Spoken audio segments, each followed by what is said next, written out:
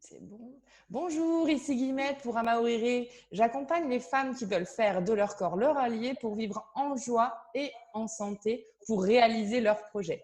Donc, qu'il s'agisse de projets pro ou de maternité, la démarche, elle est la même. Renouer avec son être intérieur, sa mission de vie pour créer la réalité où leur corps sera raccord et en bonne santé, sans fatigue, ni douleur, ni symptômes désagréables.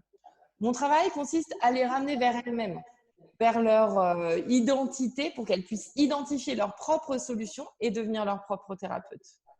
Donc, pour que mes clients deviennent leurs propres thérapeutes, en contact avec leur pleine puissance de femme, on aborde toutes les hypothèses pour les amener à se découvrir, à dégager, à se dégager de leur chaîne. On va voir les messages de leur corps, on va voir les programmes cellulaires, les blessures émotionnelles, tout y passe. À partir du moment où on voit, on peut agir pour s'en dégager. Sauf que régulièrement, il est nécessaire d'aller encore plus loin, en amont de l'histoire. C'est le travail transgénérationnel. On étudie l'arbre, la lignée, le clan. Aujourd'hui, l'épigénétique, la science des gènes, a montré qu'un drame peut marquer génétiquement et se transmettre de génération en génération. Donc, chacun de nous a une place particulière au sein de son clan familial, et place qu'on n'a pas forcément choisie en conscience, mais qui génère des actes, des mouvements dans nos vies. Et c'est ce sujet-là que je souhaite aborder aujourd'hui avec Céline Bourara-Stajnovic. J'espère que Désolée. erreur sur votre nom. Céline est thérapeute, notamment experte en constellation familiale. Mais madame, je vous laisse en dire plus sur vous. Moi, ça fait 20 ans que je suis thérapeute, plus de 20 ans même. Et ça fait 19 ans que j'ai rencontré la constellation familiale. Je le dis toujours dans mes conférences, à travers le livre de John Bradshaw, bizarrement, qui s'appelle S'affranchir de la honte. Je fais une petite pub pour lui. Parce que la page 50 du livre, il a un tout petit paragraphe comme ça sur la constellation familiale que je ne connaissais pas du tout. Par contre, une chose est sûre, c'est que je m'ennuyais ferme dans ma pratique de thérapeute et j'ai cherché un moyen d'accompagner les gens pour que ça dure moins longtemps. Voilà. Et quand j'ai vu ce paragraphe dans le livre, je me suis dit, ah oui, mais c'est ça qu'il me faut, c'est ça qu'il me faut. Et j'ai fait la première formation en France en constellation familiale. Ça a commencé le jour de mon anniversaire, et donc en 2001. Voilà. Et oui, c'est déjà 2001. Donc, moi, je n'ai pas traîné. À peine la formation terminée, je me suis installée grâce à des thérapeutes qui m'ont aidée. Et depuis, je me suis promenée de ville en ville pour consteller. Alors, c'est un outil que je ne connais pas du tout et que je vais vous proposer de développer, Céline. Moi, j'ai eu la joie de vous découvrir lors d'une conférence que vous animiez sur les prénoms. Et votre approche, c'est la raison pour laquelle j'ai souhaité vous rencontrer, m'a vraiment marqué parce que le prénom, c'est vraiment déjà un élément d'identité qui en dit long sur notre appel, sur notre mission de vie. C'est ça ? C'est vrai. C'est vrai. C'est-à-dire que le prénom n'est pas un hasard. Si on regarde sur les lignées précédentes, on retrouve très souvent les mêmes prénoms qui se transmettent. Il y avait des modes, enfin pas des modes, mais des coutumes de passer le prénom du père au fils, puis au petit-fils, et on voyait le prénom qui se renouvelait. Parce que le prénom est une mission. En vérité, quand les parents prénomment leurs enfants, ils espèrent quelque chose d'eux. Ils indiquent ce qu'ils attendent d'eux au sein du clan.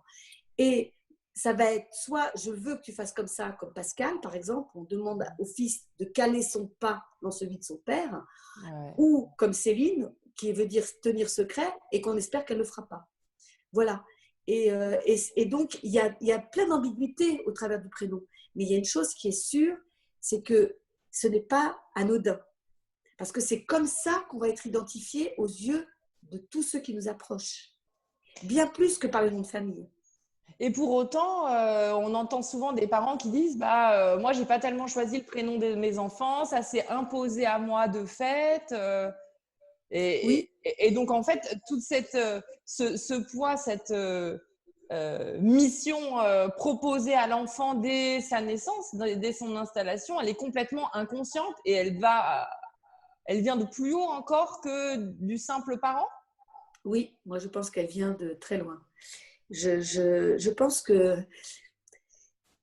si je partais du postulat que l'âme existe Ouais. et qu'elle s'incarne à travers le parent, elle choisit ses parents et elle s'incarne bien dans cette famille-là. Mm. D'ailleurs, je fais tout un travail là-dessus, sur le clan, sur l'arbre, et on voit à quel point c'est dingue.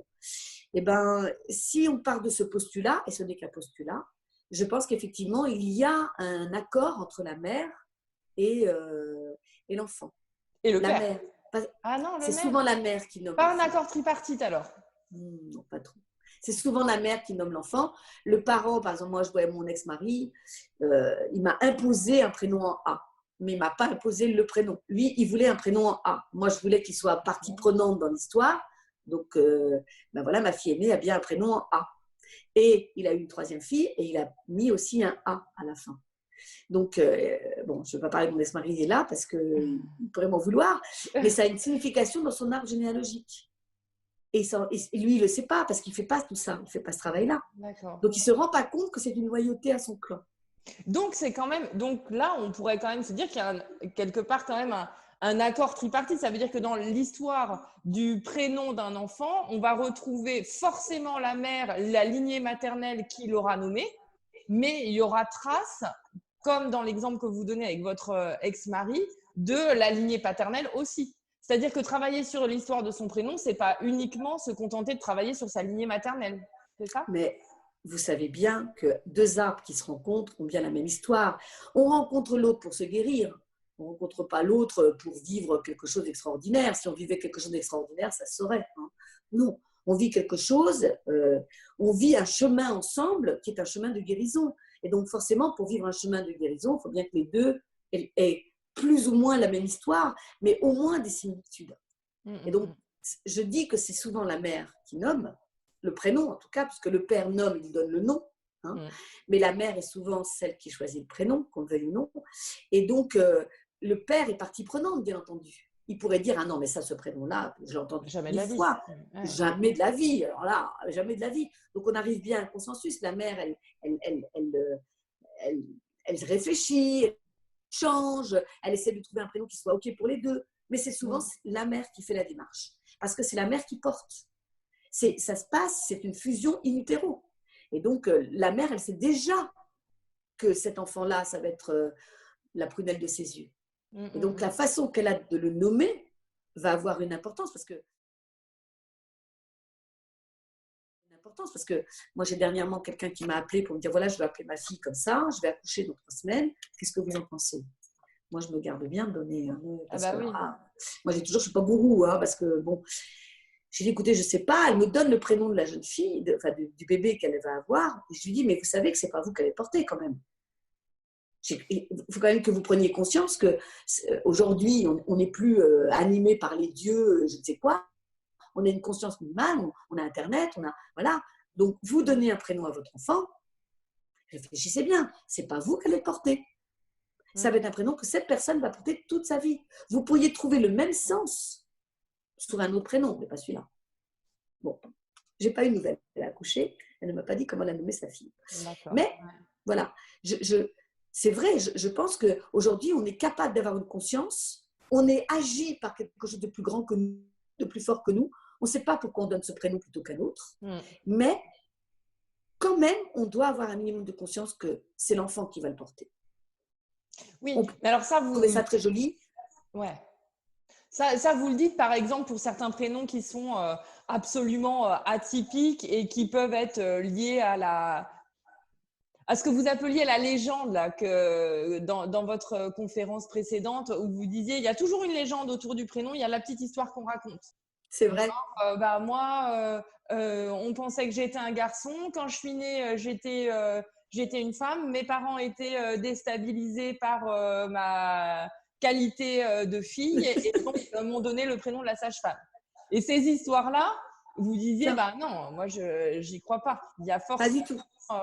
Une empreinte inconsciente, finalement, même si c'est l'histoire officielle. Comment on peut… Moi, je ne ferai jamais de dictionnaire des prénoms. Parce que j'intenserais les parents à appeler leurs enfants autrement. Alors que je pense que quel que soit le prénom qu'on donne aux enfants, derrière, il y a sa mission. Il l'acceptera ou il l'acceptera pas, c'est plus dans les mains des parents. Et il en fera quelque chose de bien parce que je suis une indécrottable optimiste. Ah, mais ça, c'est chouette. J'ai la foi dans l'être humain, je ne peux pas m'en empêcher. Comment on peut avoir l'information sur son prénom? Parce que moi, j'entends dans ce que vous dites, dans l'exemple que vous avez donné, que bien sûr, il faut prendre en compte le fait que c'est l'enfant qui va le porter et que s'il s'appelle Ken, avec la période Ken et Barbie, ça va être un peu compliqué s'il n'a pas le physique de l'emploi. C'est vrai. Ou des choses un peu comme ça. Et dans le même temps,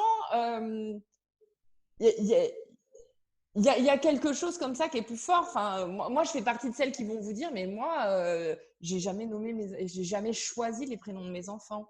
Et c'est pas mon mari non plus. Ça s'est imposé. Et ils ont tous des prénoms atypiques. Et ils vont tous vous dire, oh là là, merci les parents, on s'amuse pas avec nos prénoms. Et pour autant, je lui dis, mais j'en suis désolée, mais j'ai même pas eu l'impression de les avoir choisis, quoi. En disant, bah, c'est ainsi, vous avez à les… Même si j'avais… Oui.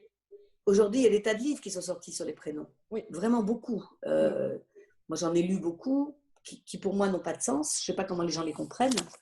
Avec les fêtes qui correspondent, machin, moi, je ne comprends rien. Moi, quand on me demande, mais d'où est-ce que tu sais ça? Je ne suis pas capable de répondre parce que c'est un long travail. Ça fait 20 ans que je travaille sur la question. Ça a commencé quand j'avais 4 ans par rapport à mon prénom. Ma mère, elle ne veut pas comprendre. Mais j'ai toujours, je me suis demandé, mais pourquoi ce prénom? D'abord parce que moi, j'avais un prénom qui était vieux par rapport à ma génération. Céline, c'était un prénom complètement désuet à l'époque. J'étais la seule Céline de tout mon entourage. Je vous assure, on ne m'a jamais appelée par mon nom de famille. Personne ne connaissait ce prénom. Et puis, il y a eu la chanson du beau-frère. Alors là, je l'ai entendu, machin. Et on m'a sorti des tas de légendes autour de mon prénom. Mais je me suis toujours posé la question du pourquoi. Du pourquoi. Et donc, il y a des tas de livres qui sont sortis, mais moi, je ne fais pas un travail de dictionnaire. Ça ne m'intéresse pas, le travail de dictionnaire. Moi, ce qui m'intéresse, c'est qu'est-ce que porte la personne, puisque vous êtes… Voilà. Il faut partir du postulat que nous sommes tous les derniers nés à un moment donné. À un moment donné. Moi je suis l'aînée, mais je suis la dernière née de mon clan, à un moment donné, jusqu'à ce que ma sœur arrive. Quand ma sœur est arrivée, c'est elle la dernière née. Donc, en tant que dernière née à un moment Y, on m'a donné ce prénom parce que dans mon clan, il y avait des secrets de famille. Et qu'il y avait des ancêtres qui n'étaient même plus là, même plus visibles, qui espéraient que je les mettrais à jour. Et ça, donc, ce travail-là, vous pouvez le faire en utilisant l'outil qui est la constellation familiale, c'est-à-dire… Absolument, j'ai commencé par la constellation familiale. Ah ouais, c'est puis très ensuite, logique. Je me suis intéressée à d'autres choses. Mais j'ai commencé par la constellation familiale. Et puis, j'ai fait une formation en psychogénéalogie. J'ai fait une formation en décodage biologique. En décodage biologique, la personne qui était en face de moi, elle travaillait avec les prénoms. Elle avait été formée par Gérard Attias. Et donc, Gérard Attias s'est beaucoup intéressé aux prénoms. Il a fait un livre là-dessus, d'ailleurs. Et donc, elle m'a révélé. C'est-à-dire qu'au moment où elle m'a parlé des prénoms dans le groupe, mais particulièrement du mien, je me suis dit, mais waouh, mais comment j'ai pas pensé à ça avant? Et là, c'est devenu une évidence. Et donc, j'ai commencé à tester en constellation familiale pour voir si je ne me trompais pas. Un prénom n'a de sens qu'en fonction de son arbre. Ben oui. Enfin, c'est pour ça qu'un dictionnaire, ça ne marche pas. Oui, mais le fond du prénom, s'il vit, si elle vit, c'est bien ce que l'enfant entend en permanence. Il est donc bien un enfant de remplacement. C'est à la base, c'est général. Je pourrais faire un dictionnaire. Si elle vit, c'est bien, tout le monde va dire, ah bah oui, si elle vit, c'est effectivement, il y a un mort qui se promène dans l'arbre qui n'a pas été honoré. Mais pour l'arbre spécifique, ça va avoir encore une autre signification. C'est si elle vit, mais si j'ai une mère maltraitante, par exemple, dans l'espoir qu'elle ne vive pas. Vous voyez? C'est-à-dire qu'il y a la base qui va être commune pour tous les arbres, mais il va y avoir une spécificité au sein de l'arbre lui-même. Vous avez raison de ça. Et donc, vous voyez, je vais jongler, je vais danser avec ce prénom pour essayer de dénouer la souffrance de la personne. Ouais, Et je de lui comprends faire bien. comprendre qu'en prenant un autre prénom, elle ne va pas résoudre le problème. Oui, parce qu'on a tous, enfin en tout cas dans mon entourage, parce que je le sens avec mes enfants qui vont me dire, mais moi je n'aime pas mon prénom, je veux m'appeler autrement. Et je me souviens que moi petite, j'avais eu cette démarche-là, de me dire, oh non, alors je sais pas quel âge je devais avoir, 10 ans, en me disant, oh non, mais moi je veux m'appeler autrement. Un peu comme vous, moi il y avait personne qui s'appelait Guillemette, mais qui s'appelle Guillemette, franchement?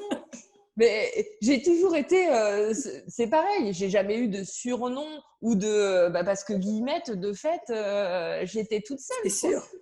Et il y a toujours ce moment où on a envie de changer de nom, donc de changer d'identité, hein, de changer de charge, presque. Je pense que c'est aussi lourd que ça, en disant, si je m'appelais, non, Marie, au niveau sexualité, ça me plairait pas trop, mais je, je sais pas, un prénom Je plus sais pas, neutre. Marion pour se Bah, marier, ou voilà, Charlotte parce que c'est mignon, ou je sais pas, exactement. Lucie, ou tous ces prénoms qui ont été très à la mode et qui sont très mignons et qu'on a envie de donner à sa fille. Louise. Voilà, Louise, ouais, Louise. Alors, Louise, on a tout un problème avec Louise parce que maintenant, on n'appelle plus les petites filles Louise, on les appelle Lou. Mais Lou, c'est un diminutif de Louise. Donc, la petite fille, elle s'appelle que la moitié d'elle-même. Mais où est passée l'autre moitié? En plus, loup, l'homme est un loup pour l'homme. Ah, bah, elle l'entend bien qu'elle est un loup. Vous voyez? Mais c'est joli. C'est joli. Mais moi, je ne comprends pas. Ah, C'est-à-dire que c'est faux. c'est une information qu'on essaye de renvoyer énergétiquement dans la matière, mais qui peut pas marcher. Ces Le nombre personnes de qui sont fois. appelées par leur diminutif ou par qu'une partie de leur nom ou par un autre prénom, c'est faire semblant qu'on vit une autre vie, mais on y est toujours ramené, non? C'est ça. Le nombre de fois, j'ai des personnes qui s'assoient à côté de moi qui me disent, je m'appelle Océane. Je regarde la personne, Non, tu Océane. t'appelles pas aussi. Non. Mais c'est visible. En plus, à l'âge qu'elle a, on ne peut pas s'appeler Océane. Océane, c'est un prénom qui est assez récent, qui date des années 85 à peu près, 86. On a commencé à appeler les enfants Océane. Je ne sais pas pourquoi il y a dû y avoir un feuilleton à la télé, Océane. La personne qui a 68 ans, 69 ans, ou 70 ans, qui s'installe à côté de moi, qui s'appelle Océane, non, ça ne le fait pas. Donc, c'est bien un prénom d'emprunt. Ouais. Et alors, le prénom que je découvre en dessous, souvent, il est en lien avec Océane. Parce qu'en plus, les prénoms qu'on choisit dites, je sais pas, Anne-Marie Maïté, hein, voilà, ou Annick, Marie-Annick, bon, c'est vrai que c'est pas facile à porter, Marie-Annick, mais voilà, donc on trouve un moyen de se faire appeler autrement. Hein. En général, on prend un nom qui veut dire la même chose, mais on ne s'en rend pas compte. Voilà. Et donc, bon.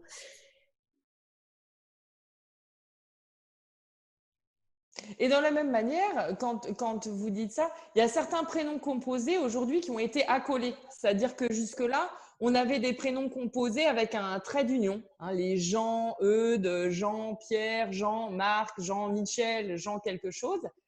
Où j'avais entendu dans votre conférence précédente que vous analysiez le Jean en anagramme de ange. Donc Oui. pareil, avec un rappel de où est l'ange finalement. Où est l'enfant mort? Où est l'enfant mort dans la lignée. Surtout que c'est marrant parce qu'on peut avoir des fratries où il n'y a qu'un seul Jean quelque chose. Oui, mais parce qu'il y a un seul enfant mort. Un enfant mort ou un ancêtre qui est mort dont on ne s'est jamais remis. Parce qu'il ne faut pas mésestimer le chagrin d'une mère. Et le chagrin d'une mère, il peut descendre sur des générations. Mais vraiment, c'est incroyable. Mais quand on commence ce travail, mais on se dit, mais waouh, comme on est petit, comme on est humble, comme on est minuscule face à tout ce qu'on ne voit pas. Il y a ça, et il y a aussi, comme on n'est pas seul, comme on fait partie d'une toile d'araignée, d'un clan, et que c'est pas parce que j'entends ça parmi mes clientes en disant non mais moi je suis seule au monde, travailler sur mon arbre généalogique ça va pas être possible, de toute façon je suis coupée de ma famille, etc. Bah tu l'es peut-être physiquement en fait, mais énergétiquement et dans ta toile, en termes de conscience universelle, t'es pas du tout coupée, tu peux pas exister tout à fait de manière séparée de ton clan, quoi. Mais il y a encore autre chose, hein, c'est que on ne se rend pas compte des informations dont on est porteur. Parce que quand on est enfant, on entend tout. Les parents pensent que les enfants ne comprennent pas, qu'ils n'ont pas emmagasiné, qu'ils ne savent pas. Mais quand moi, je monte un génogramme, c'est-à-dire une image que la personne a de sa famille, au début, elle dit « je sais pas, je sais pas ». Puis petit à petit, elle a l'ancêtre derrière qui l'aide à se rappeler et elle voit le nombre d'informations dont elle est dépositaire qui vont lui apparaître devant, à ses yeux, tout d'un coup se révéler. Waouh, elle dit « mais je savais tout ça ». Mais oui, nous savons tout ça parce que les légendes de la famille se colportent. On n'a pas besoin d'Internet pour ça. On a des oreilles. L'enfant, il faut faire très attention à ce qu'on nomme devant l'enfant. Parce que l'enfant, il s'en souvient. Et bizarrement, il va oublier plein de choses de son enfance, mais les informations concernant sa famille, il ne les oublie pas. Parce qu'il va en avoir besoin à un moment ou à un autre. Et donc ça, c'est... Oui, moi je vous dis, j'en découvre tous les jours. Ça fait 20 ans que je fais ça et je suis toujours aussi émerveillée. Alors, donnez-nous d'autres exemples de prénoms. Alors, parmi mes clientes, pour qu'on puisse brasser un petit peu sur les différentes sortes de prénoms, il y a ces prénoms agglomérés là. Les Iseline, mais qui sont en un seul mot, Théotime, tous ces prénoms agglomérés. Vous avez affaire à ces prénoms, il faudra me les envoyer, je ne les connais pas ceux-là. Bon, Théotime, celui-là déjà, il est aberrant. Bon, Théo, donc déjà, c'est l'espoir que l'enfant ne s'incarne pas. Il y a deux possibilités pour ça. Soit il ne s'incarne pas parce qu'il y a un enfant mort avant lui et sa mère ne peut pas le voir, une fausse couche par exemple, ou un enfant handicapé, ou je ne sais pas, mais en tout cas un enfant qui ne peut pas prendre sa place dans l'arbre. Ça, c'est les Théo. Soit il n'est pas désiré. Ah ouais, d'accord. C'est-à-dire que dans le fond, je suis enceinte, mais si tu pouvais repartir, sois haut, quoi, va-t'en. Donc ça, c'est Théo. Dans le théotime, d'accord. Mais le théotime, je ne sais pas ce que c'est, le thym, ça ne sert à rien. Alors, est-ce que c'est dans ces cas-là, moi j'avance comment je réfléchis. Moi, j'entends le 2 dans théotime, il y a deux, il y a les deux T, théotime. Est-ce que ça pourrait faire référence à un jumeau perdu, justement, à trop compliqué, un duo trop compliqué. Non, c'est trop compliqué. Moi, ce qui m'intéresse, c'est ce que vous entendez. D'accord. Qu'est-ce qu'il entend, Théotime des oiseaux. Ouais. Eh oui, qu'est-ce qu'il entend, Théotime, toute la journée? Théo, Théo, Théo, Tim. Tu es haut. Ouais, voilà. Es haut. Ouais. Tu es haut. Mais tu nous entends. Ouais, tu es pas incarné. Voilà. Et donc, pour moi, non, ce n'est pas une référence. Et si vous faisiez une référence aux jumeaux, alors, vous voyez, si je m'intéressais à l'arbre de cette personne, je dirais, voilà, Théo, donc il y a un problème avec l'incarnation, mais il y a aussi un problème avec un amour qui n'a pas pu être vécu. Et un amour étranger. Pourquoi? Parce que Tim, c'est un prénom étranger. C'est comme Tom, c'est comme, vous voyez, c'est un diminutif de Timothée. Donc, de toute façon, Théotime, c'est un diminutif de Timothée. Donc, de toute façon, l'enfant n'a pas droit à son identité. Et alors, quand on est en conscience de cet état de fait, en tant que parent ou en tant que théotime, si j'étais théotime par exemple, comment on fait? On ne peut pas changer de prénom. Non, il doit accepter. Ça veut dire que c'est ce que ses parents ont déposé à l'intérieur de lui et tout le travail qu'il va avoir à faire, c'est de s'incarner puisqu'il est venu sur cette terre et de montrer qu'il est vivant. Donc, sa mission de vie, ça va être toujours de montrer qu'il est vivant, de s'incarner. Je me demande si ce n'est pas un enfant hyperactif. Ah ouais. Non, je n'ai pas l'impression. Non. Non. En tout cas, c'est un enfant qui doit... Sa mission de vie, c'est de montrer à ses parents qu'il est vivant. Et ça dépendra de la mère, parce que soit la mère ne supporte pas les enfants, ça dépend de la matrice de Groff, hein. Soit l'enfant a une mère qui ne supporte pas les enfants hyperactifs, donc il va hyper s'inhiber, soit la mère ne supporte pas les enfants inhibés et il va s'hyperactiver. Ah oui, d'accord. D'accord. Ça dépendra de comment il va être aimé par sa mère. Hein. D'accord. Et on est toujours avec la mère, parce que je vous rappelle que jusqu'à 3 ans, l'enfant est quand même particulièrement subjugué par sa mère. Donc, l'analyse commence par là, par le lien à la mère. Toujours. D'accord. Après, je m'intéresserai à ce qui se passe dans l'arbre du père. Ouais. Qu'est-ce qui vous amènerait à réfléchir juste par rapport à ce prénom ou juste dans votre capacité de raisonnement en règle générale? Vous commencez en règle générale. En règle générale, ensuite, vous allez sur l'arbre du père et interroger cet arbre. D'accord. Exactement. Okay. Et quand on est parent, qu'on a un enfant avec un prénom, par exemple, composé, qui soit aggloméré ou non, hein, je repense à Iseline, qui peut être présenté soit sous forme agglomérée, soit avec un tiret, mais à l'oreille, c'est pareil. Et vous disiez que c'était à l'oreille que vous faisiez votre analyse. Quand cet enfant, elle est appelée Ise, Ise, Ise, Ise, et très rarement par son prénom complet, par ses parents, hein. J'entends Oui. par ses parents et par le reste du monde. Qu'est-ce que ça indique aussi de son identité? Est-ce que comme Lou et Louise, on est sur quelque chose de coupé, mais sauf que là, on est sur deux Ah, prénoms? on est sur quelque chose de coupé, mais c'est pas Ise, c'est l'histoire de FIV. De FIV? Bah, les œufs. Ah oui. Donc, enlever le lin, qui est l'anagramme de lien, c'est d'espérer que le secret va être gardé.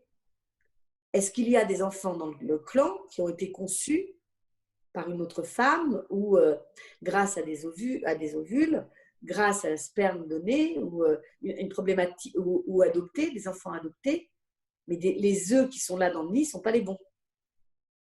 Ah oui, d'accord. Et on enlève le lien pour que surtout personne n'aille chercher derrière. Et donc, sa mission pourrait être d'aller mettre ça à jour, par exemple, Par exemple, peut-être qu'un jour, il lui sera demandé, un jour, elle sera confrontée à une réalité qui dira, mais c'est bizarre, j'ai les yeux bleus et mes deux parents les yeux marrons, par exemple. Ah ouais, ouais. Mais ça peut ne pas être à cette génération-là. Ben Ça oui, c'est dépend. ça. Si c'est la génération qui naît maintenant, la génération d'au-dessus peut être aussi née Non, mais ça, c'est intéressant parce que l'éprouvette. ça veut dire, mais si on remonte dans les générations, sachant que autrefois, il n'y avait pas forcément cette facilité de parcours de procréation médicalement assistée, etc. Ça voudrait dire qu'il pourrait y avoir au-dessus de cet enfant, à sa génération des grands-parents, des enfants illégitimes, en fait, Oui, ou adopté, ou adoptés. et dont on n'a jamais parlé d'adoption. Qui donc, par conséquent, dans l'arbre, l'information n'est pas descendue, que Si, elle est descendue. inconsciemment, en tout cas pas en conscience, Non. sur le fait que dans cet arbre-là. Et là, pareil, on remonte au niveau de la lignée maternelle d'abord, avant d'aller regarder au niveau de la lignée paternelle. Et sur des prénoms qui seraient ni féminins ni masculins, comme les Camille, par exemple. Alors Camille, c'est un cas particulier, c'est Ah un oui? cas exceptionnel. Camille, c'est un prénom qui indique que l'enfant, de toute façon, n'est pas dans le bon sexe. D'accord. Soit il est une fille, on voulait un garçon, soit c'est un garçon, on voulait une fille. C'est un prénom bizarre. C'est le prénom androgyne. C'est le prénom. C'est rare de donner un prénom à un enfant où être un garçon n'est pas le bon sexe. Sauf si on a 4 garçons, par exemple. Vous Ouais, voyez, ça c'est l'injonction culturelle à la française. oui, bien sûr. Ouais. Mais enfin, si vous êtes dans les pays méditerranéens, Oui, vous oui, voyez, il faut les être un garçons, garçon. c'est très important. Ouais, j'entends. Ouais. Voilà. De manière générale, dans l'inconscient collectif, c'est quand même un garçon d'abord parce que c'est lui qui va être chargé de protéger le clan. Et puis ensuite, on a les filles, éventuellement. Et puis, je vous rappelle quand même que dans notre culture, c'est l'homme qui donne le nom et qui perpétue le clan. Quand il n'y a pas de garçon dans un clan, il n'y a plus de perpétuité. Et ça laisse des questionnements sur qu'est-ce qui s'est passé dans ce clan pour qu'il disparaisse. D'accord. Mais en fait, quand on est porteur d'un prénom qui se révèle pouvoir être chargé, j'allais dire entre guillemets négativement, parce qu'il y a cette question d'être nié dans son identité, en tout cas d'être, si je m'appelle Camille et que je suis une femme, et que je prends conscience à l'écoute de notre échange que j'étais attendue dans l'autre sexe, quel que soit le discours tenu par mes parents. C'est quand même dur de se positionner par rapport à ça, de grandir avec ça, non? Ben, C'est quoi les c'est outils inconscient. après? C'est inconscient, bien sûr. Oui, Ça mais n'est pas fait le matin. ça, Maintenant c'est dit. Bon, maintenant c'est d'accord. dit. Bon. Mais c'est pas forcément elle qui n'était pas attendue dans le bon sexe. Ça peut être aussi qu'au-dessus, il y a des traces d'homosexualité, par exemple, où un des deux parents ne correspond pas au sexe qu'attendaient les grands-parents. Et donc, c'est elle qui est porteuse de ça. les grands-parents agissent, les parents subissent, les petits-enfants payent. Hein. Donc, on est toujours dans cette triangulation transgénérationnelle où je suis plus proche de porter ce qu'il y a pour mes grands-parents que pour mes parents. Merci, d'accord. C'est très intéressant. Okay. Voilà. Donc, on n'est pas toujours sur la même ligne. C'est pour ça que je vous dis que je prends le prénom dans sa base. De fait, pour moi, en travaillant, si j'ai une Camille, je me dirais, tiens, il y a un problème avec le bon sexe. Dans quel sexe était attendu cet enfant? D'accord. Et après, si les parents me disent non, mais nous, on voulait une fille et on trouvait que Camille, c'était mignon, je me dis, ça, c'est la légende. Mais au-dessus, il y a un autre problème, donc. Donc, c'est pas sur cette génération-là qu'il y a le problème, forcément. mais sur celle d'au-dessus. C'est très intéressant. Il y en a 3. D'accord. Il y en a 3. Ok. Ok. Ok. Alors, parmi mes clientes, j'ai beaucoup d'Amandine. Oui, ben, il y a eu une période où il y avait beaucoup d'amants. Ah ouais, sympa. Ils venaient dîner. Hein. Les amants venaient dîner pendant que le mari n'était pas là. Et puis voilà, il y a eu toute une période d'enfants illégitimes qui ont été reconnus par le mauvais père. Et donc, voilà, moi, je chercherais la trace de l'amant qui a semé sa petite graine et qui a fait qu'il a laissé un enfant dans un clan qui n'est pas légitime. C'est très intéressant. Alors, qu'est-ce que vous auriez à dire sur mon prénom? Allez-y. Ah, je savais que vous alliez arriver là. Forcément, je suis sûre que vous avez préparé votre truc. Pas du tout. Pas du tout. Mais, forcément, c'est intéressant. C'est un pas à faire vers soi-même. Bah, déjà, bon, vous avez des frères? J'en ai un. Il est plus petit que vous? Oui. Donc, vous êtes décevant déjà. Parce que Guy, c'est un prénom de garçon. Oui. Donc, on l'a arrangé pour que, mine que rien, elle ne s'en rende pas compte. Mais Guy, c'est le parasite de l'arbre. Ah ouais, c'est vrai ça. Ouais. Ah oui. Donc, quand on appelle son fils Guy ou Guillaume, alors Guillaume, c'est encore pire, c'est l'homme qui est le parasite de l'arbre. Ouais. Mais vous, vous êtes l'aîné? Ouais. Ben, votre mère, elle est l'aînée? La deuxième. Et donc, elle avait un garçon avant elle? Ouais. Ben, il y a dû y avoir des problèmes avec l'aîné. Ouais. Et donc, vous êtes en charge de temporiser entre l'homme et la femme. Et mettre... on est petite, hein. Les trucs en mettre, on est petite, hein. Surtout grandis pas, hein. Reste. Non, c'est ça. Ouais. C'est ça. Mais si tu pouvais être un garçon manqué, ce serait quand même bien. Ouais, ça a marché un temps. Mais après, la fidélité. D'où le fait, c'est marrant hein, quand on lit les choses comme ça. Parce qu'aujourd'hui, moi, je suis le parasite de l'arbre, mais très clairement, j'ai fait sauter tous les codes familiaux qu'il n'aurait pas fallu faire sauter. Mais sans faire exprès, sans conscience, hein, je dirais. Et aujourd'hui, je ne travaille qu'avec des femmes, qu'avec le féminin sacré, etc. etc. Donc, c'est vrai que c'est un élément d'identité qui est vraiment très intéressant. Mais ça veut dire que votre mère attendait quand même, avait l'espoir que vous seriez une femme. Parce que ça veut dire qu'elle, on l'a coupée dans son féminin. Elle n'avait pas le droit d'être une femme. Ah bah elle, c'est une enfant non désirée, bébé retour de couche, qui n'a pas eu le droit d'exister, qui a toujours été dans son désir de vie. Donc, comment elle s'appelle? C'est quoi son prénom? Béatrice. Ouais. Vous voyez, la béatitude, ça ne vit pas, ce truc-là. Hein. C'est pas... Hein. Mais elle vous a appelé comme ça, comme pour vous protéger, parce que quand on est un garçon, on a le droit de vivre, mais avec l'espoir quand même que vous serez une fille. Et que vous assumerez tout le féminin qu'elle n'a pas pu assumer.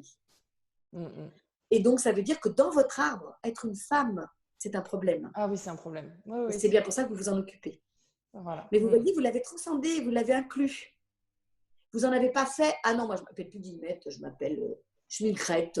Voilà. Et puis tout le monde m'appellera Schmilcrête et puis ce sera très bien. Et du coup, je ferai la nique à mes parents pour le prénom qu'ils m'ont donné. Et puis moi, je ne porterai pas ça pour mon arbre.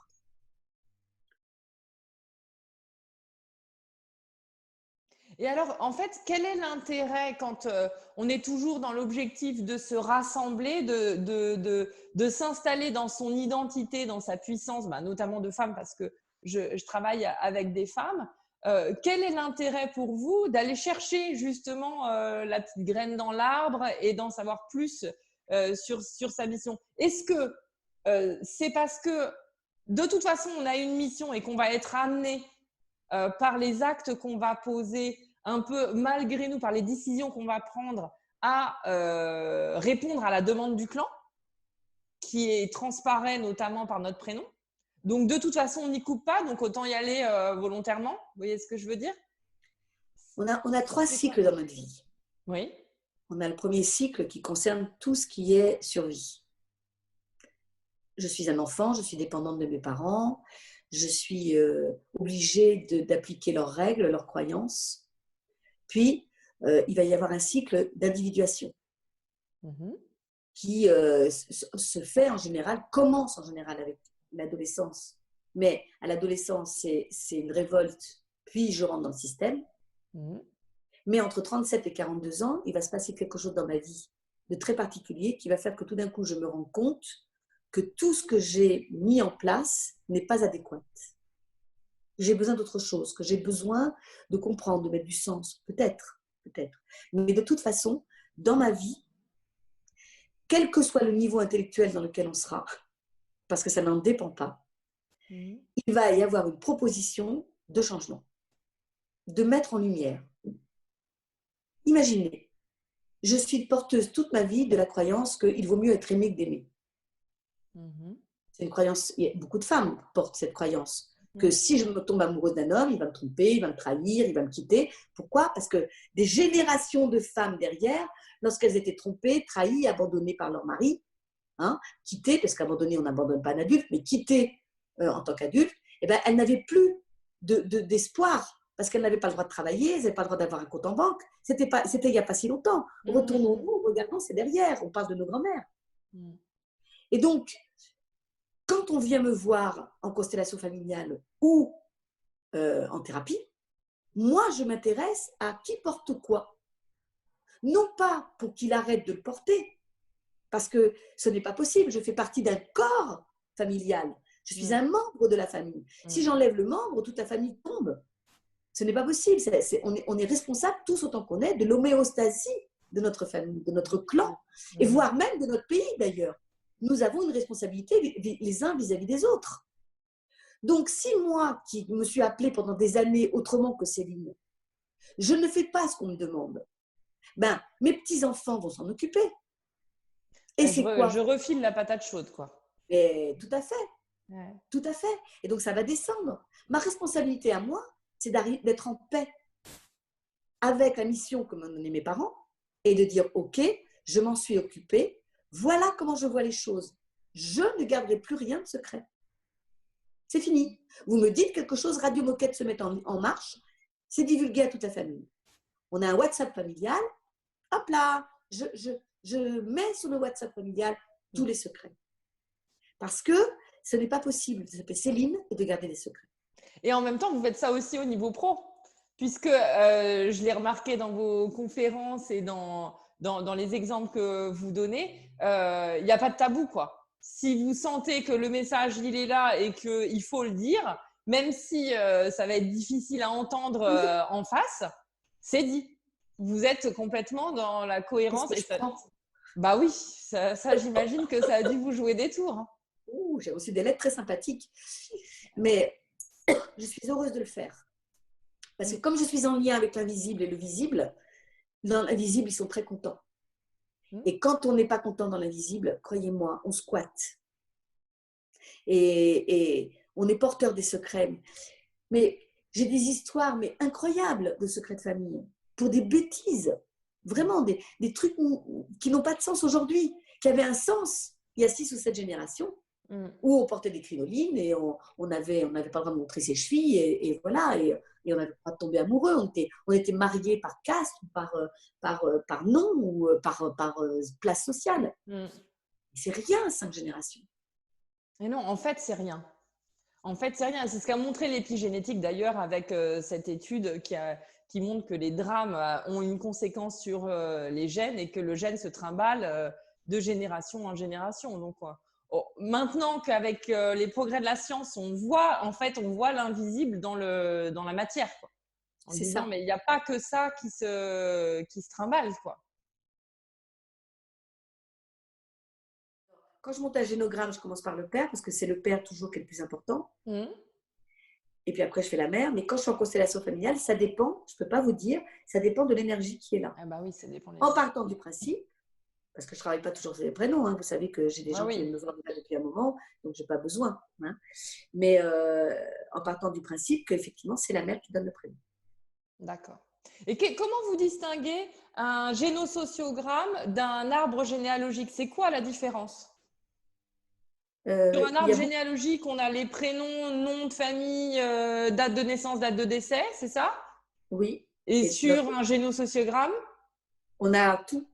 On a les maladies, on a quand est-ce qu'il a fait sa communion, on a le nombre d'amants et de maîtresses que le consultant a eu, on a les difficultés scolaires, les immigrations, les avortements. On a tout en fait sur un génogramme. D'accord. Voilà. Et en fait, c'est rassembler cette information et lui donner vie dans la matière qui va changer finalement la transmission de l'information au niveau énergétique, acte posé, etc. Exactement.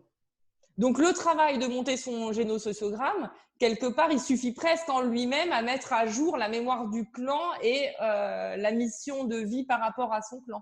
Après, il faut savoir le lire. Hein. Il faut savoir le lire. Donc, non, c'est pas ça que je veux dire, de toute façon. Non. Mais c'est pas ça. C'est qu'il va mettre à jour le problème, mais il va pas le résoudre. Et donc, c'est là où l'avantage de consteller derrière, parce qu'en constellation, tout d'un coup, je vais harmoniser l'intérieur de moi, je vais refaire circuler l'amour, parce que c'est quand même bien l'objectif de la constellation familiale, c'est de sortir des culpabilités et des loyautés, et donc, et de refaire circuler l'amour. C'est pour ça, par exemple, que, alors je digresse un tout petit peu, hein, allez-y.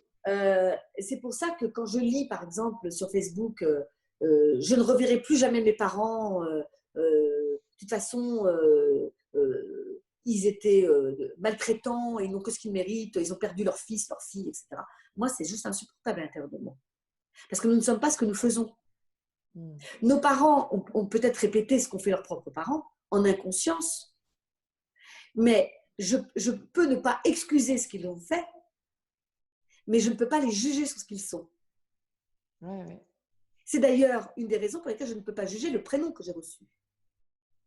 Parce que mes parents, le prénom qu'ils m'ont donné, c'est un consensus entre moi et eux. Ou entre eux et leurs grands-parents et leurs parents. C'est un accord d'âme. Si je juge que mon prénom n'est pas adéquat, je me prends pour Dieu. Et là, on tombe malade. Et donc de dire, mes parents, je ne veux plus jamais les voir, de toute façon, je ne serai plus jamais... Moi, je veux bien qu'on ne voit plus des parents toxiques, hein. Mais à l'intérieur, il faut refaire circuler l'amour. On n'est pas obligé d'être en présence, mais au moins qu'on les honore, parce qu'ils nous ont donné la vie. Et que la vie, il n'y a rien de plus précieux. À tout moment, on peut nous la reprendre. Ce n'est pas un dû, c'est un cadeau. Et même avec une vie de souffrance, et Dieu sait si je sais de quoi je parle, même avec une vie de souffrance, c'est un cadeau. Parce que demain, je ne serai peut-être plus là. D'ailleurs, on va l'éteindre, je ne serai peut-être plus là. On ne sait pas. À tout moment, on peut nous le reprendre. Et donc, honorer ce cadeau que nous ont donné nos parents, c'est déjà notre première mission sur cette terre. C'est ça qui nous élève un peu aussi, qui nous fait sortir de nos blessures d'enfants et de cette position de petit et d'abîmé. De toute façon, c'est un peu ce qu'on dit, hein, toute victime a besoin d'un bourreau. Tant que vous placez vos parents en mode bourreau, vous en serez la victime. À partir du moment où vous décidez et ça relève du choix, hein, de les honorer pour ce qu'ils sont, de ne plus donc vous positionner en victime, il y aura plus victimes et bourreaux. Et le retour de la paix, c'est ce que vous disiez tout à fait. au début de notre entretien. Et plus je m'apaise, plus j'apaise mes descendants, qui n'auront pas besoin de porter ma colère. Ça ne change rien à mon père qui m'a violée, ma mère qui m'a abandonnée, mon grand-père qui m'a insisté, ou ma grand-mère qui est alcoolique. Ce n'est pas le cas chez moi, hein. Tout de suite, c'est un exemple. Hein. J'ai assez à faire avec mon arbre. Voilà, c'est un fait. De fait, ma grand-mère est alcoolique. De fait, mon père m'a insisté. Mais c'est ce qu'il a fait, c'est pas ce qu'il est. Et ce qu'il a fait doit être puni. Mais ce qu'il est, je ne peux pas le juger. Parce que c'est celui que j'ai choisi pour être mon géniteur. Il vit à travers moi. Et si on part du principe que sur 3 générations, ça se transmet, plus, hein, mais de fait, ben ça veut dire que mes enfants vont porter ce que mon grand-père a fait. Ouais. Si je ne suis pas en paix avec ça, ben c'est mon fils ou ma fille qui vont s'en occuper. C'est QFD. Alors, la constellation familiale, concrètement, qu'est-ce que c'est pour celles et ceux qui nous regardent? Ah, mais si seulement je pouvais vous expliquer. Alors, vous rassemblez un groupe? Alors, je Est-ce rassemble que un vous groupe. êtes en tête-à-tête? C'est comment? Alors, ça existe en individuel. Ah oui? Moi, je le pratique à dose homéopathique, surtout avec les enfants. D'accord. Parce qu'un enfant ne peut pas faire une constellation de groupe. Parce qu'un enfant n'a pas de frontières. Donc, tout ce qui est dehors est comme ce qui est dedans. Si il se retrouve dans une constellation avec des gens qui souffrent, il va croire que c'est sa souffrance. Et donc, il ne fera pas la différence entre la souffrance de l'un et la sienne. De l'autre et de la sienne. Donc, je préfère le groupe. Donc, je rassemble des groupes. Ils se rassemblent tout seuls, d'ailleurs. Je pose une date et ils viennent. Et ils vont m'expliquer leurs problématiques. Si l'énergie est là, je vais mettre la problématique en place. Imaginons, je ne sais pas moi, vous avez un problème avec votre mère au hasard. Hein, guillemette. Vous avez un problème avec votre mère. Vous vous asseyez à côté de moi, vous dites voilà, toute ma vie, ma mère m'a battue. Donc aujourd'hui, je suis maman et j'ai des velléités de battre ma fille. Imaginons. Ben, je vais vous dire de choisir quelqu'un pour votre mère, quelqu'un pour vous, quelqu'un pour votre fille. Et ceux qui représentent cette problématique vont être porteurs de l'énergie de votre famille. Et souvent, je donne l'exemple, la première constellation familiale que j'ai faite, en tant que constellée, j'ai constellé ma mère, avec qui j'avais donc de gros problèmes, c'était pas étonnant.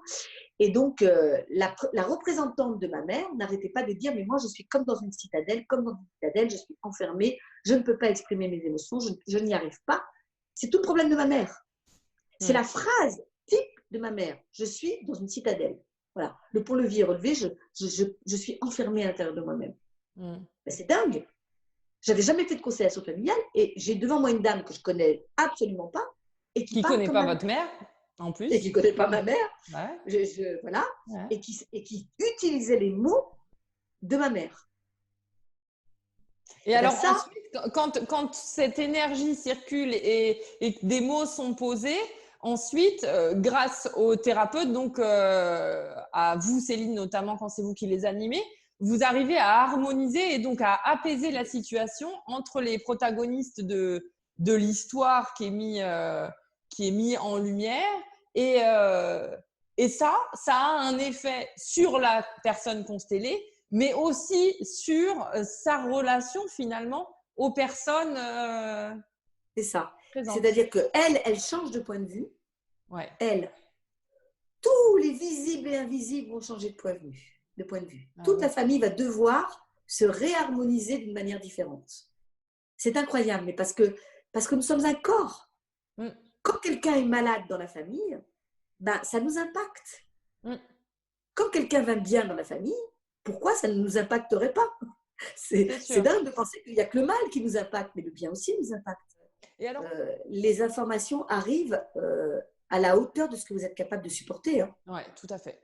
Ne croyez pas que tout à coup vous vous retrouvez, ou alors, oui. D'ailleurs, moi, j'ai une façon de travailler qui est très particulière. Moi, je ne mets pas toute la famille en même temps. Parce que ça peut durer 4 heures, 5 heures, les représentants sont épuisés, l'information n'arrive pas forcément, et moi, je ne suis pas satisfaite du travail. Moi, j'ai appris avec le temps à consteller une problématique qui va se mettre dans une autre problématique, puis une autre problématique, et je préfère consteller 4 fois ou 5 fois la personne, plutôt que de la faire venir et de la mettre 3 heures debout. Et de toute façon, les ancêtres sont avec moi ou ils ne sont pas avec moi. Ils veulent que ce soit révélé ou pas révélé. Et ça veut dire que quand vous rassemblez un groupe comme ça, par exemple, c'est un groupe de combien de personnes? De 3-4 personnes, on va dire, en règle générale? 5? Non, il en faut minimum 10. Minimum 10. Alors, mettons que chaque personne veut venir avec une problématique. Vous arrivez dans le temps imparti à faire passer toutes les personnes. Oui. Et donc, ça prend combien de temps, en fait? Ben, une constellation chez moi, elle dure entre 45 minutes et 1 heure. Par personne? Par personne. Donc, ça veut dire que si vous rassemblez 10 personnes, c'est une journée de constellation, quoi. Ah, c'est une journée, de toute façon. Ouais, c'est une journée, d'accord. Et alors, ce que j'aime, moi, pendant cette journée, c'est qu'on ne se connaît pas du tout le matin. On arrive, on se regarde tous en chien de faïence. Et le soir, on se quitte comme si on s'était toujours connus. Ah bah oui, ça c'est sûr qu'on est rentré Et ça dans la n'existe peau de l'autre, que nulle en part ailleurs. constellation familiale. Ouais. J'en anime des groupes de choses différentes, hein. Mais en constellation familiale, il y a une bienveillance dans la pièce. Bon, sauf contre moi, évidemment, parce qu'on n'aime pas que les secrets soient révélés, mais sinon, il y a une bienveillance dans la pièce et un amour à la fin de la journée. Alors, c'est pas un truc gnangnan, hein, c'est pas on est tous frères, on est tous sœurs. Non, non, non. C'est de l'ordre de l'aspiration de tout notre être d'être en fraternité. Et pour autant, comment, quand on joue le rôle du père ou de la mère, du constellé, etc., et qu'on donc se laisse aller à vibrer la personnalité qu'on reçoit, comment on fait après pour retrouver ses frontières? Vous l'avez dit avec les enfants en disant « Ah, je fais attention avec les enfants, je ne le fais pas parce que justement les frontières sont poreuses ». Mais on peut avoir rencontré ce problème-là avec des personnalités adultes qui ont, par exemple, un fonctionnement neuroatypique particulier. Moi, je travaille beaucoup avec des hauts potentiels. Donc, il y a une empathie, une porosité, on va dire, énergétique aux émotions des autres. Comment on fait après pour pouvoir repartir d'une constellation en étant bien installé en soi-même sans avoir été envahi par la personnalité qu'on a incarnée à un moment donné. Ben, au début, quand je constellais, je ne faisais pas attention. Ouais. Et puis j'ai appris avec quelqu'un à poser des limites. C'est moi qui pose des limites. Je ne laisse pas faire n'importe quoi. Je suis garante, vraiment, de l'intégrité de chacun. Ouais. Voilà. Ça pour moi, parce qu'avant, au début, quand j'étais constellatrice, les gens m'appelaient après. Oui, j'ai pas réussi à me débarrasser de ça, je suis toujours là-dedans, etc. Je me disais, mais comment je vais faire parce que je sens que ça vibre à l'intérieur de nous et qu'effectivement, c'est très facile tout d'un coup de devenir l'autre. Mais non, je pose des règles et puis je fais un travail que les autres ne voient pas pour que ça ne se passe pas. C'est ça. Et alors en constellation familiale, vous pouvez aussi avoir des problématiques qui ne sont pas de l'ordre psychologique et émotionnel, mais de l'ordre physique, justement, en disant, ben moi, j'ai une maladie chronique ou j'ai tout le temps de l'acné qu'à un seul endroit, par exemple, dans le dos, et je n'arrive pas à m'en sortir en méthode traditionnelle, etc.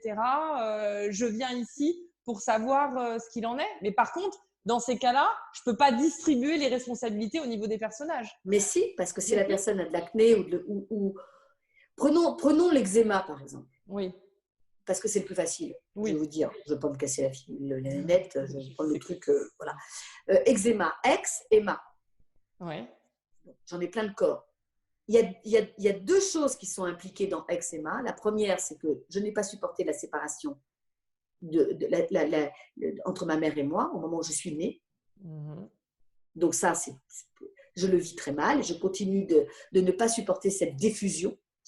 Et ex-éma, vous l'entendez vous-même, c'est que ma mère ou mon père ont eu un premier amour qu'ils n'ont pas pu épouser pour des tas de raisons insupportables. Et du coup, moi, en naissant, je suis porteuse de cette mémoire et je me retrouve avec de l'eczéma qui appartient à mon père ou à ma mère. Si j'harmonise, je peux faire dire à la mère, tu as été mon premier amour et je ne me suis jamais remise de ne pas avoir pu t'épouser parce que c'est avec toi que je voulais être. Mais tu auras donc en conséquence toujours cette place-là dans mon cœur. Eh bien, l'enfant, donc l'adulte qui est en face, peut entendre que ce n'est pas mortel de garder une première place dans son cœur, à son premier amour. Et que ce n'est pas une question d'amour, c'est une question de hiérarchie. Il est arrivé le premier, je l'aime. Le deuxième aussi, je l'aime, mais pas pareil. Et donc, tout ça, ça refait circuler. Tout d'un coup, de prendre conscience que, mais oui, c'est vrai, je n'ai pas besoin de porter ça pour ma mère. Elle a eu un premier amour, pas moi, et je n'ai pas besoin de me rendre monstrueuse. Parce que quand même, l'eczéma, ce n'est pas très joli. Hein. C'est une maladie de peau, c'est ce qui sépare. Hein. Donc, l'autre, il n'a pas forcément envie de toucher. Vous voyez, mais c'est futé.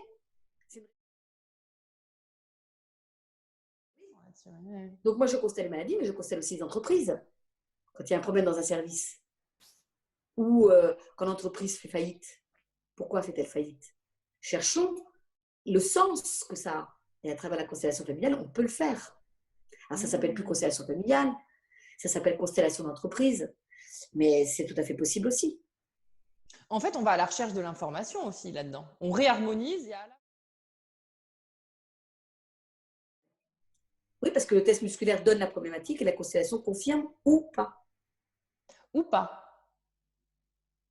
Ou pas parce que à un moment donné, le corps peut ne pas dire la même chose que l'environnement énergétique ou… On dit que le corps ne ment pas, c'est vrai, il ne ment pas, mais il peut être solidaire du secret. Il peut être solidaire du secret. Ou être complètement inconscient et pas savoir.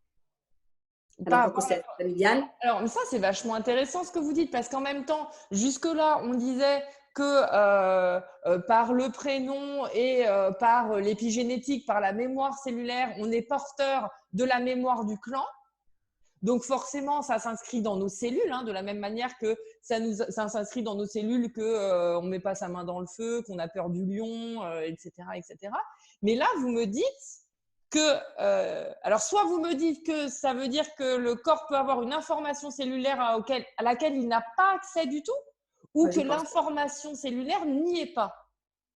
C'est quoi la différence? Si, l'information cellulaire y est. Par exemple, un enfant de 2 ans qui a été violé, il ne s'en rappelle pas parce que les synapses ici ne sont pas fermées. Vous savez, un enfant jusqu'à 3 ans, il fonctionne par mimétisme. Il fonctionne à la mémoire courte, pas à la mémoire longue. Il commence à avoir une mémoire longue. D'ailleurs, c'est bien pour ça qu'il ne faut pas faire rentrer un enfant en maternelle avant parce qu'il n'est pas apte. On ne peut pas lui faire fonctionner sa mémoire. Les parents qui veulent absolument faire des petits génies de leurs enfants, c'est une ineptie, c'est pas possible. On est des êtres biologiques, on est construit selon une biologie avec des rythmes biologiques.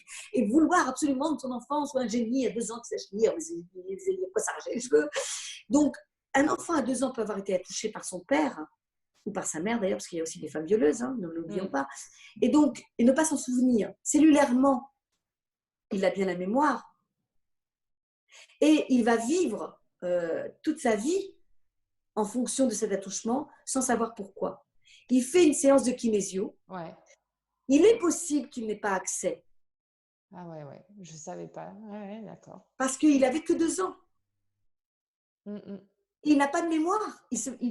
La personne qui dit j'ai des images, etc., c'est des images de quelqu'un qui lui a dit qu'il avait été violé.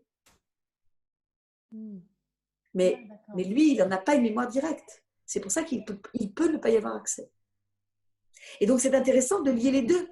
Parce qu'imaginons quand dans une séance de kinésio, tout d'un coup, la kinésiologue dit, mais c'est bizarre, il y a quelque chose là qui réagit, qui se met à jour, mais je ne suis pas sûre. Je ne veux pas induire, parce que c'est le problème des thérapeutes aujourd'hui qui induisent. Hein. Je ne veux pas induire. Je vais vérifier. Constellation. Et là, on a le père qui va s'exprimer parce qu'il est porteur de ce secret et que peut-être qu'il a besoin de le dire. Bon. On a le thérapeute qu'on mérite. Oh non, je trouve ça c'est dur. Si, on a le thérapeute dont on a besoin. Je regrette. Oui, ça, on a le thérapeute dont on a besoin. Mais c'est pareil. La question du mérite, elle est plus compliquée. Ben mais c'est au mérite. C'est-à-dire que je mérite cette constellatrice-là aujourd'hui. Et quand je me serai aperçue que ce n'est pas ma cam, j'irai chercher une autre constellatrice. Et je ne dirai pas à l'autre constellatrice, vous êtes meilleure que l'autre, parce que ce n'est pas vrai. Ce n'est pas une question de meilleur. Nous avons tous une façon de travailler. Oui. Non, mais nous avons tous une façon de travailler différente. Moi, j'ai été formée, par exemple, on a été, je ne sais plus, je crois qu'on a été 4 à recevoir le certificat de constellatrice dans ma promotion, sur 17. C'est pas beaucoup. Et il y en a une, par exemple, je sais qu'elle travaillait, elle demandait à chacun d'apporter une bougie, vous voyez, et sur sa cheminée, d'allumer une bougie pour commencer la journée et de l'éteindre quand la journée était finie. Vous voyez, elle avait un rituel. Moi, j'en ai pas besoin de ce rituel. Est-ce qu'elle est plus éthique que moi? Je ne sais pas. On a reçu la même formation. Je ne sais pas, mais en tout cas, ce que je voulais dire par là, Céline, c'est qu'on est sur des professions qui ne sont pas encadrées, que ce soit votre proposition thérapeutique ou la mienne, ou un kinésiologue ou un naturopathe. Aujourd'hui, il n'y a aucune garantie que ce soit effectivement… Alors, ce n'est pas une question de bon ou mauvais, mais il y a certaines choses qui peuvent ne pas être prises en compte. Comme vous le disiez au début de votre pratique, en disant au début de ma pratique, moi, je ne faisais pas attention à ça. Après, j'ai appris parce que je me suis rendu compte, etc.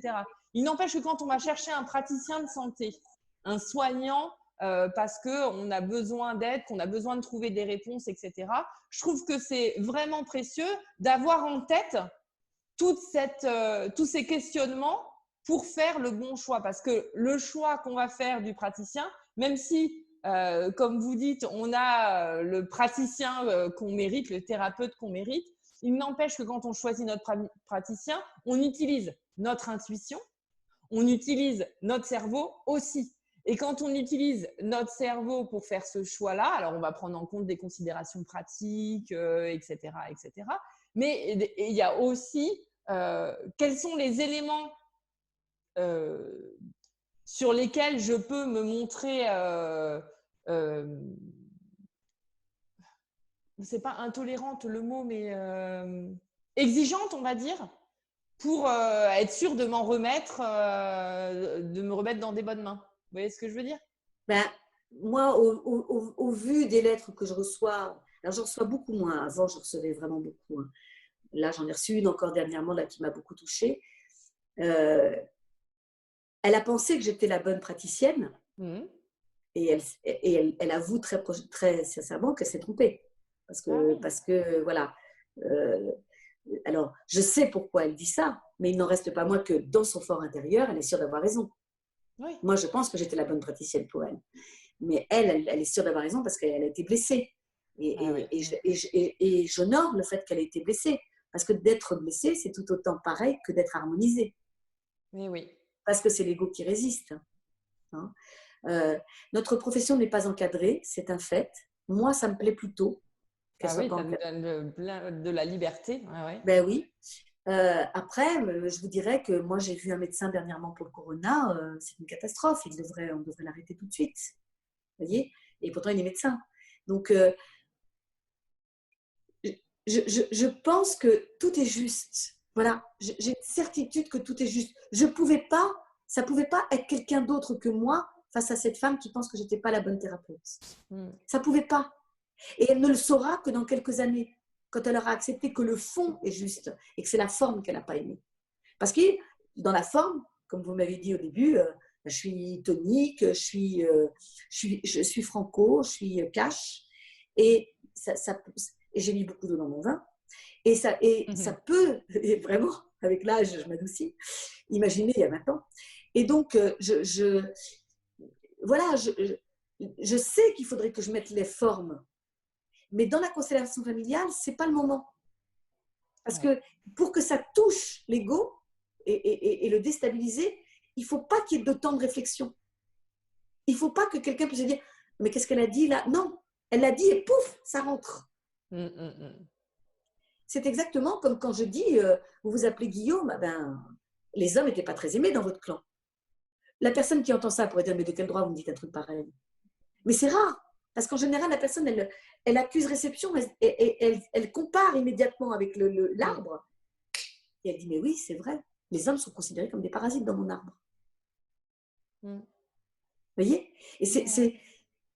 Et donc, on pourrait considérer qu'il y en a qui ne sont pas éthiques, qui ne sont pas droits, qui ne sont pas justes. Si je vais voir moi j'en ai vu des thérapeutes en constellation familiale au début de ma formation. J'ai vu des choses. Je me disais, ah non, moi je ne ferai jamais ça. Mais ça m'a permis de dire, moi, je ne ferai jamais ça. C'est pas moi. Voilà.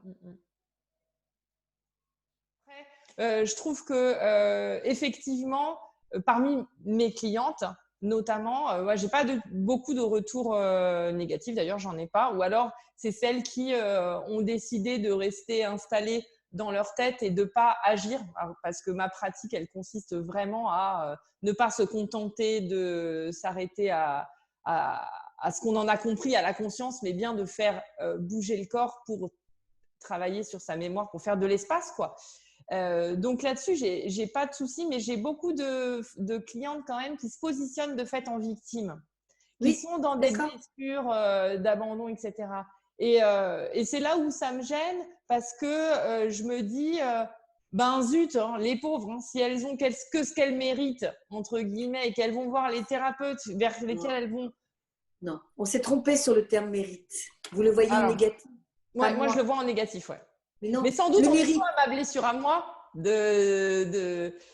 c'est tout à fait logique par rapport à notre conversation. Hein. Moi, il y a pas de souci. Hein. Mais non, ce qu'on mérite, le mérite, c'est la conséquence de l'effort. D'accord? J'ai beaucoup travaillé, je mérite une médaille. J'ai beaucoup fait, je mérite mon salaire. Je n'ai pas fait, je mérite de ne rien avoir. Le mérite, ce n'est pas quelque chose de négatif nécessairement. Ça a une connotation négative dans notre société. Oui. Mais moi, je ne crois pas. D'ailleurs, dans mérite, il y a la mère. Hein? Et donc, c'est bien une correspondance à mes besoins. Moi je pense réellement que je pense vraiment que je vais voir un thérapeute en conséquence de ce que je crois être juste dans l'instant. Ouais. C'est donc ce que je mérite. Mais ce n'est pas négatif. Si vous l'avez pris au négatif, j'en suis désolée, je pourrais utiliser un autre mot. Je pourrais dire, j'ai le thérapeute dont j'ai besoin dans l'instant.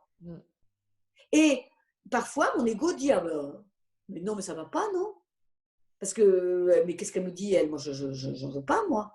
Je ne suis pas venue la voir pour ça. Moi, je suis venue pour réharmoniser ma famille. Et elle m'explique que c'est de ma faute. Que la façon que j'ai de regarder ma mère ne va pas arranger les choses. Ben non, alors. Je n'ai pas payé pour ça. Hop, mon petit crayon, une lettre. Mais c'est bien ce qui est apparu dans la constellation, pourtant. Vous voyez? C'est pour ça que je vous dis, on a le thérapeute qu'on mérite, mais ce n'est pas au sens négatif du terme. C'est vraiment, je mérite ça parce que c'est ce que j'ai investi. Mais dans notre société, on dit souvent, tu as été puni, tu le mérites. Et donc, ça s'inscrit comme quelque chose de négatif. Mais c'est fou comme les mots n'ont pas le même sens dans votre bouche. La manière dont vous les lisez, dont vous les renvoyez, c'est-à-dire quand vous parlez du mérite avec le rapport à la mère, quand vous parlez des prénoms, ça donne vraiment une couleur, une énergie toute particulière et où on arrive à se dégager rien que dans le discours. Et j'espère que les personnes qui vont nous écouter s'en rendront compte. Rien que dans le discours, on arrive à séparer j'allais dire la réalité, même si tous les faits sont neutres et que c'est notre perception qui va les colorer, de l'injonction de la société, de la société, et pas que, puisque en ce qui me concerne, dans la manière dont moi j'ai reçu la question du mérite, il y a aussi l'injonction familiale, l'injonction culturelle, mon histoire, etc., etc. Mais c'est fou, effectivement, que vous avez un réel pouvoir là-dessus de renvoyer les mots, non, mais tels qu'ils sont, au plus juste de ce qu'ils veulent dire, quoi. Et dans nos sociétés aujourd'hui, on a un vrai problème là-dessus, hein, surtout en France. Ah oui, avec les profils au potentiel avec lesquels je travaille, où avoir le mot juste. La question de l'implicite, la question de l'emballage cadeau quand on a un message à faire passer, ce que vous disiez tout à l'heure en disant maintenant en vieillissant, ça y est, j'emballe un peu plus dans un paquet cadeau quand je veux te donner un message. Mais clairement, on a un vrai problème au niveau du lexique et de notre manière de communiquer aujourd'hui, quoi. En revenir au vrai sens des mots. Dégager de son empreinte négative, culturelle, sociétale, familiale, c'est vraiment précieux, quoi. C'est pour ça que je vous ai dit qu'on a une première partie de vie qui s'appelle le socioculturel, où on est influencé par notre éducation, par ce qu'on porte pour notre famille, par l'école, par la société, la télévision, les groupes d'amis. On est dépendant. Et donc, effectivement, le langage va en faire partie. C'est quand même, moi je dis toujours, Dieu nous a laissé à la sortie du paradis l'orgasme et le verbe. C'est pas pour rien, parce qu'il nous a enlevé tout le reste. Donc, Ève, elle a fauté, nous. Et donc, du coup, vous serez punis, mais je vais vous laisser le verbe quand même. Parce que le verbe peut tuer. Ah oui, le verbe peut faire mal, le verbe peut blesser. Et donc, moi, je suis très attachée au verbe. Très, mais c'est surtout certainement culturel aussi chez moi. Et pour moi, mériter, c'est vraiment la récompense de l'effort.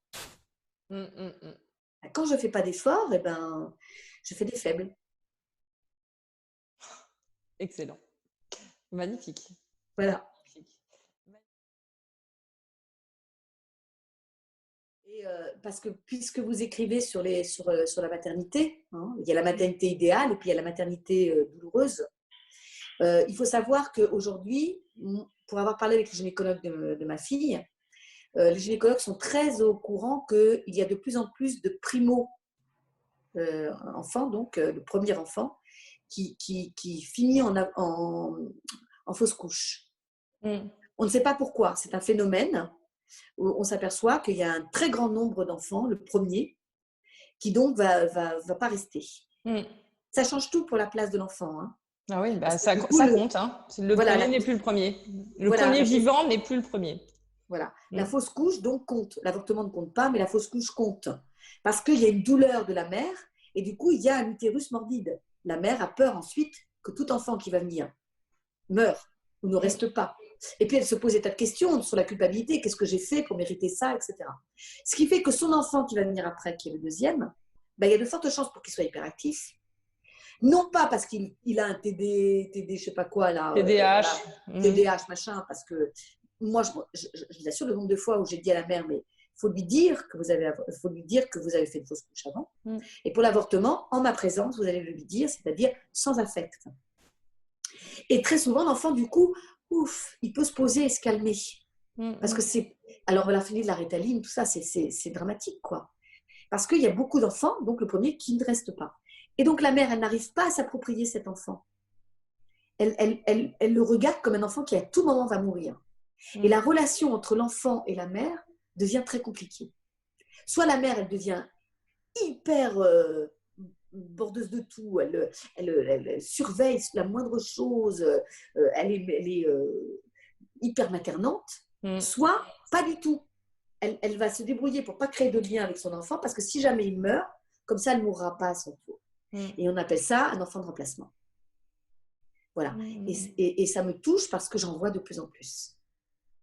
Et vous savez, dans le cadre de ma pratique, je propose une formation en ligne autour du désir d'enfant pour lever les obstacles au désir d'enfant, justement parce que sur ce sujet-là, les femmes ont de plus en plus de mal à réaliser leur projet de maternité. Et on travaille justement sur les deuils à faire, le deuil de la fausse couche, le deuil de l'avortement, le deuil des expériences comme ça de vie qui peuvent avoir un impact, en fait, empêcher qu'il y ait de la place pour le suivant. Donc, que l'enfant soit né ou pas encore, mais si la place, elle est prise par cette souffrance, c'est ça. Il y a soit pas de place pour qu'un nouvel enfant s'installe, soit l'enfant qui va s'installer quand même va devoir se battre pour la prendre, cette place. Oui. De manière... Avec une croyance toute sa vie qu'il n'est pas digne d'être en vie. Parce qu'il n'est pas le bon pour sa mère, puisque sa mère, elle ne le voit pas. Elle ne voit qu'à travers le premier enfant qu'elle a perdu. Et c'est pas qu'elle n'aime pas son enfant, c'est qu'elle n'est pas capable de s'attacher. Et vous allez adorer la constellation familiale, moi je vous le dis, vous allez devenir une adepte.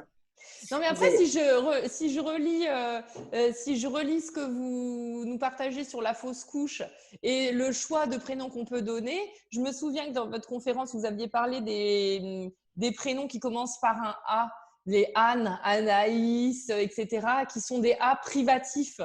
Et est-ce que, parce que sur cette histoire de fausse couche, parfois la femme a conscience qu'elle a fait une fausse couche avant et elle est dans une conscience de sa souffrance et donc peut travailler son deuil pour faire de la place. Mais parfois, fausse couche super précoce, prise comme un retard de règles, la femme n'a pas conscience de son retard de sa fausse couche. Et donc, cette souffrance n'est pas... Ce travail de deuil ne peut pas se faire. Et derrière, on nomme son enfant Anaïs, Anne, etc. Adèle, parce que comme ça, elle ne naît pas, quoi. Oui, mais rappelez-vous, ce qui prime, c'est la souffrance. C'est-à-dire que l'enfant qui arrive après, voilà, il y en a eu un avant lui. Mais s'il n'y a pas la souffrance de la mère, il n'aura toujours pas ça à porter. D'accord. Oui, parce que ce que vous prenez en compte, c'est la souffrance consciente. Et oui, parce qu'il y a la culpabilité. Et oui. D'accord. Vous savez, un enfant, bon, vous en avez des enfants. 4. Un enfant, Mm. waouh, un enfant, vous avez été ambitieux. Un enfant, il est le nombril du monde. Il pense que tout est de sa faute, ou tout dépend de lui, ou Ouais. tout tourne autour de lui. Ouais, ouais. Voilà.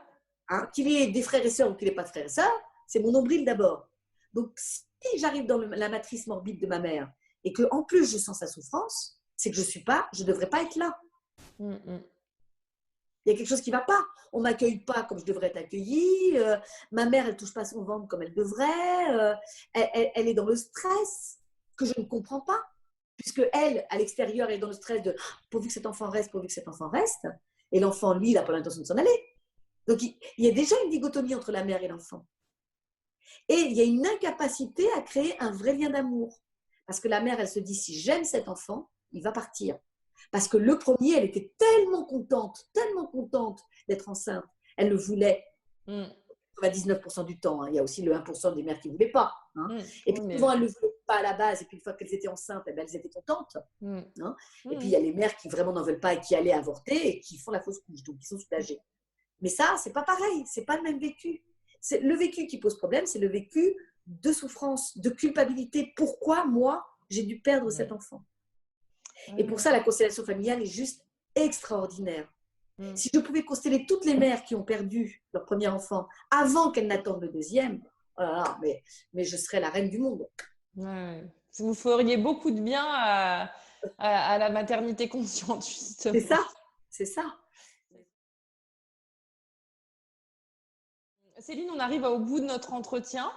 Dommage, j'ai pris beaucoup de plaisir. Bah, moi aussi, on peut continuer. Hein, ceci dit, on peut se le faire en plusieurs épisodes et continuer. Si vous avez, votre message au monde aujourd'hui tenait en 3 mots, 3 données, 3 clés, qu'est-ce que vous auriez envie de partager? Alors, la première chose, c'est que ce n'est pas parce que nous ne voyons pas les morts qu'ils ne sont pas là. D'une part, ils nous accompagnent, ils nous aident, ils nous soutiennent. Qu'il ne faut jamais enlever un événement du contexte. Jamais.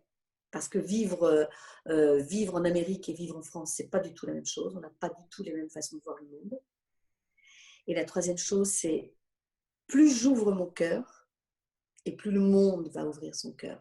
Nous sommes un. Moi, je suis au service du un, pas au service de l'être, de l'ego de chacun. Je suis au service du plus grand que moi. Et ça, je le sais depuis que je suis petite et je mourrai avec cette certitude. Ce que je fais, je le fais pour l'humanité. Je ne le fais pas pour une personne.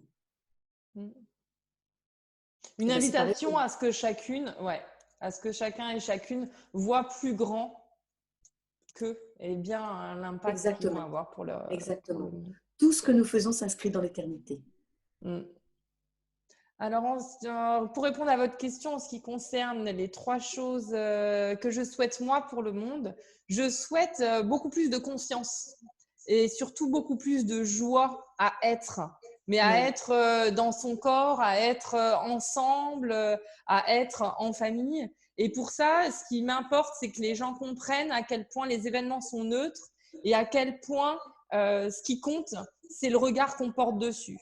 Et à partir du moment où on part du principe que c'est neutre, on peut choisir. On a ce potentiel de choisir si on veut porter des lunettes roses ou si on veut porter des lunettes noires, si on veut interpréter les choses de manière dégueulasse et négative ou si on veut les vivre en joie, quoi. Donc, c'est vraiment le plus important pour moi. Et je pense que c'est comme ça qu'on va pouvoir faire grandir nos enfants. Ils n'ont pas besoin de méthodes, ils n'ont pas besoin de techniques de communication. Ils ont juste besoin de vibrations, de joie et d'amour tout autour d'eux. Donc, je ne sais pas s'il y en a 3 dans ce que j'ai dit. Je pense mais c'est déjà grand. Distinguer, mais voilà le projet, c'est déjà grand.